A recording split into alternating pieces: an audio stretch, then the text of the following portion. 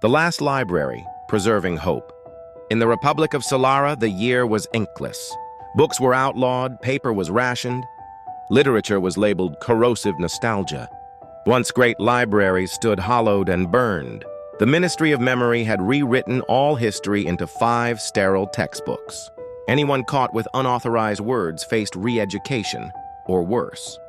But deep in District 9, past the checkpoints and cameras, behind a tea shop with fogged windows, there lived a quiet man named Mr. Hideo.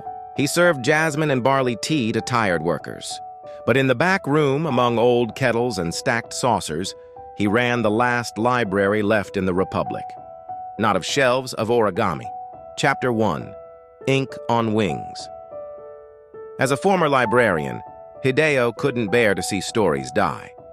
So he began printing them. Tiny, careful passages from The Odyssey, The Little Prince, The Diary of Anne Frank, on rice paper. Then he folded them into cranes, lotuses, foxes, frogs. Each creature was a chapter, a secret, a survival tactic.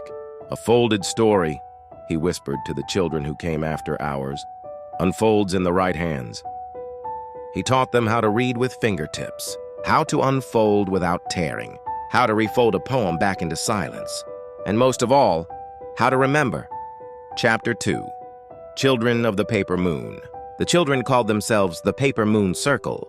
They practiced in cellars, alleys, and basements. They hid their folded tails in coat linings, behind posters, inside cracked tiles. Some carried Romeo and Juliet in the beak of a crane. Others wore Maya Angelou around their necks in fox form. One brave girl kept 1984 folded as a cobra inside her lunchbox. They memorized every word, every rhythm. Every breath of freedom. We are libraries, one boy said. They can't burn us all. Chapter 3, Fire and Paper. The regime caught wind of rumors. An underground network, children reciting quotes in code. Hideo was arrested and his tea shop was shuttered. But the soldiers never found the papers. The children scattered like birds. And on the winter solstice, when the city gathered in the central square for the annual Day of Order, something unexpected happened.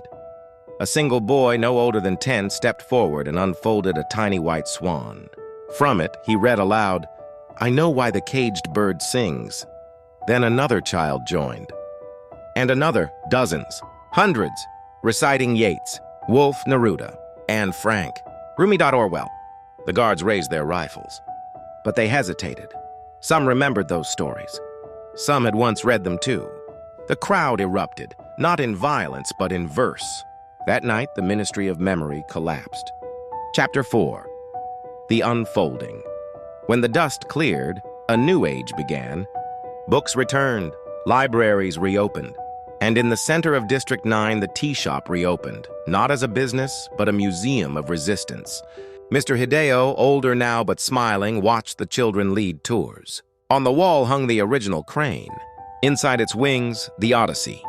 Beneath it, etched in bronze, ideas folded small can still unfold revolutions. Stories don't die when they're hidden. They die when we stop unfolding them.